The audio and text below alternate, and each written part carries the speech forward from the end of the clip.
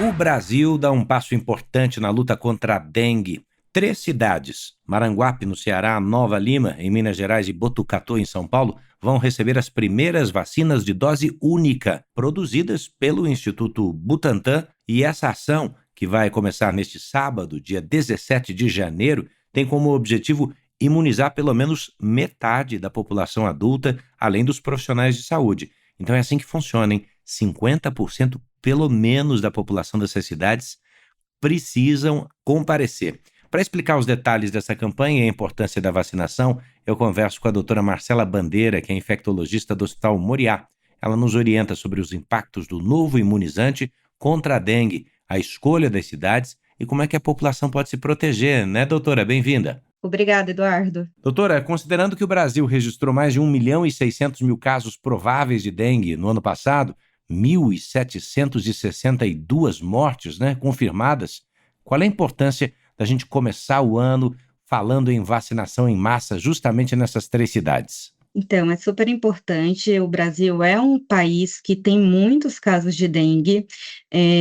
A gente conseguir essa vacina dose única é um avanço extremamente relevante, porque a gente está com a expectativa de conseguir imunizar a maior parte da população quando ela estiver disponível para todos. Doutora, quando a gente fala sobre essas escolhas de Maranguape no Ceará, Nova Lima em Minas e Botucatu no interior paulista, essa escolha tem relação com experiências anteriores, né, de vacinação em massa. Como é que a campanha da Covid-19, por exemplo, em Botucatu, nos ensinou? Essas experiências ajudam a planejar a vacinação contra a dengue? Com certeza. Então, essas cidades foram realmente escolhidas porque já tiveram um histórico, como você falou, da Covid, de ter sido cidades que tiveram um bom planejamento de vacinação.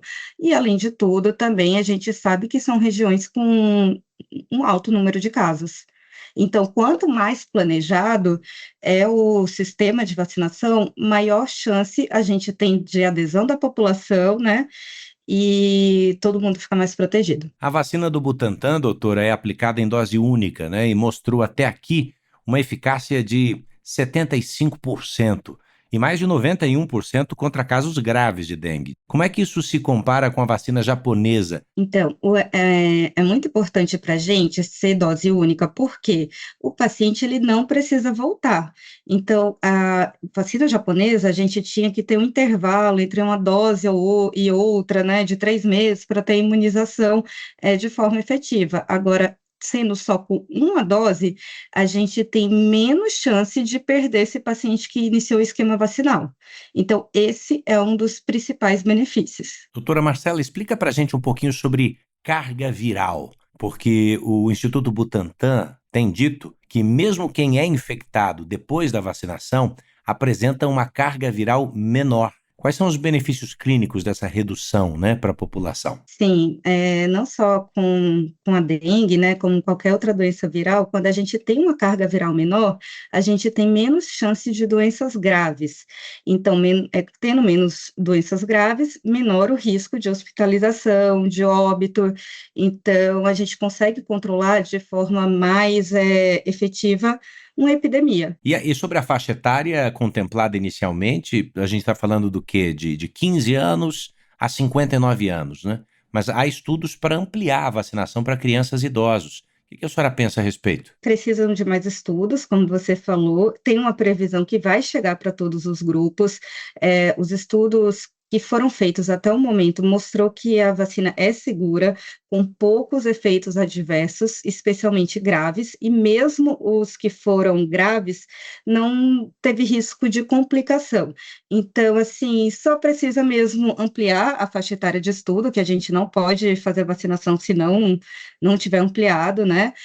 Mas tem uma previsão e em breve, quem sabe até para o próximo ano, a gente consegue para todos os grupos. Que é muito que a gente se preocupa muito com esses extremos de idades, porque são pessoas que têm maior risco de hospitalização e de doença grave. Ou seja, a vacina precisa ser segura, mas, sobretudo, o efeito de vacinar nestas idades extremas precisa estar muito bem catalogado, né? Porque a gente não pode diminuir a possibilidade de defesa dessas pessoas. Estudos de vacina, a gente começa com os adultos jovens, até no máximo 59 anos, né?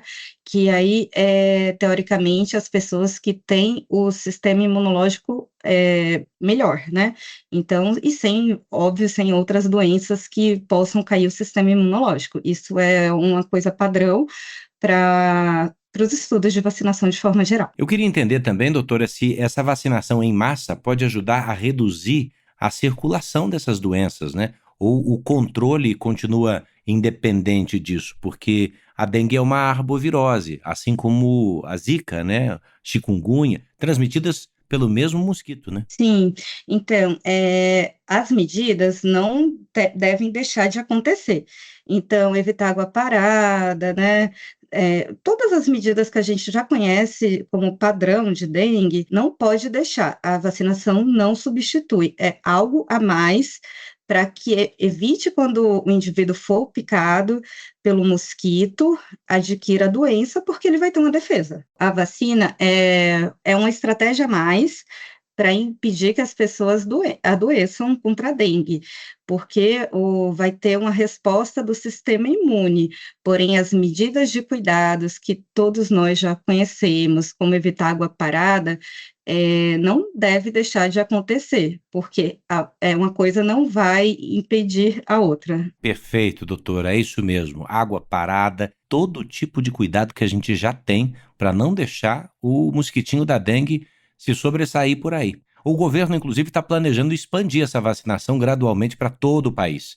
Eu lhe pergunto que desafios logísticos isso inclui, né? Estratégicos, inclusive, e que podem surgir durante o processo, considerando a produção e a distribuição das doses. O desafio é bem grande, né? Mas a gente teve até uma boa estratégia recentemente que a gente viu com a Covid, pelo menos de planejamento do governo federal, né?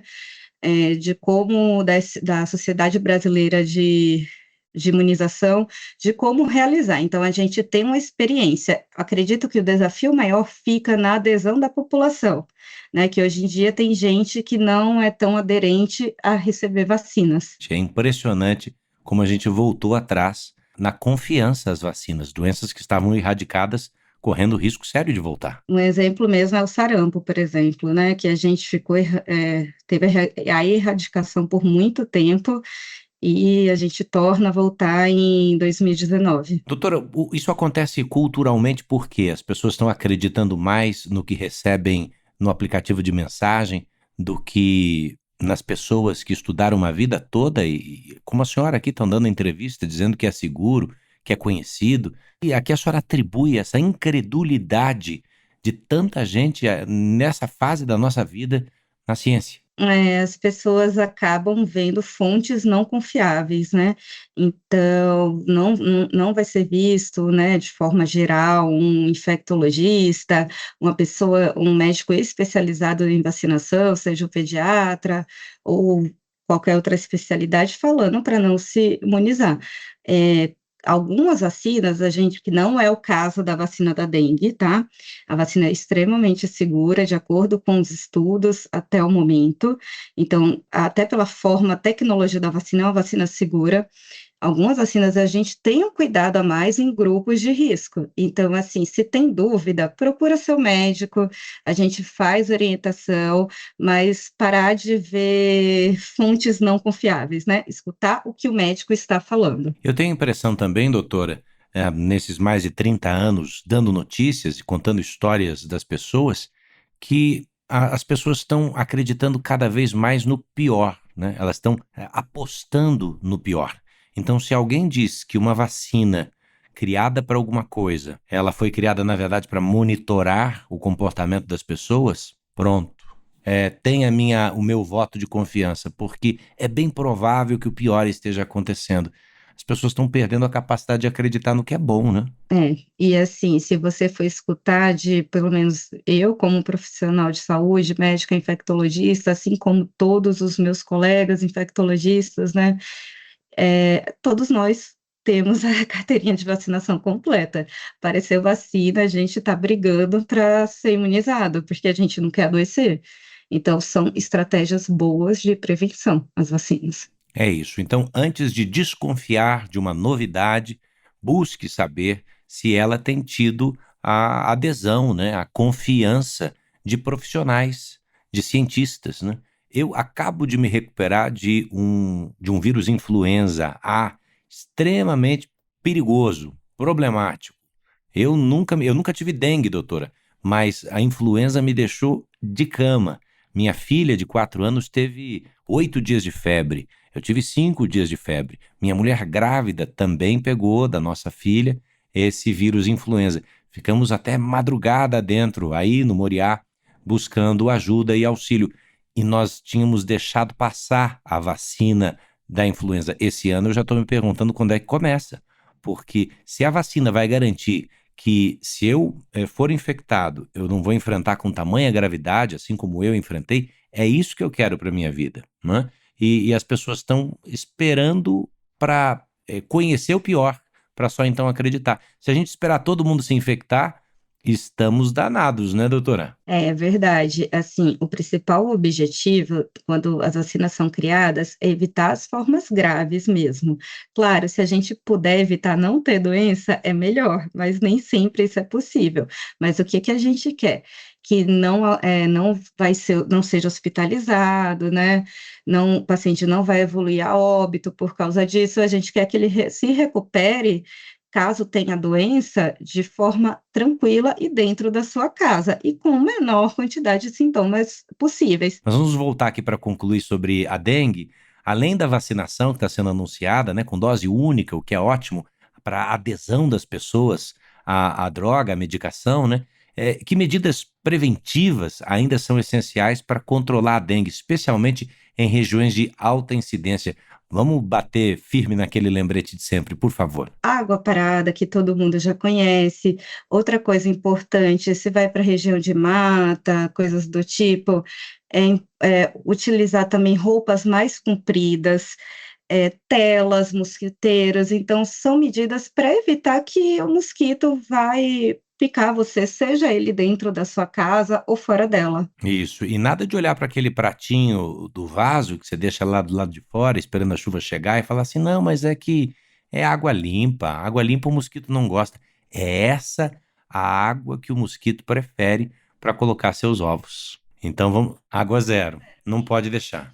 Quem tiver plantinha, tomar cuidado para não deixar aquele acúmulo também ali, né, que é outra situação, porque também não adianta nada a gente cuidar totalmente da nossa casa e nosso vizinho não está cuidando. Isso, Então, isso. tem que ser uma conscientização de forma global. Então, assim como na violência doméstica, a gente abandonou a história de quem briga de marido e mulher, você não mete a colher, tem que meter sim, tem que denunciar, tem que ficar de olho, porque você vai salvar uma vida.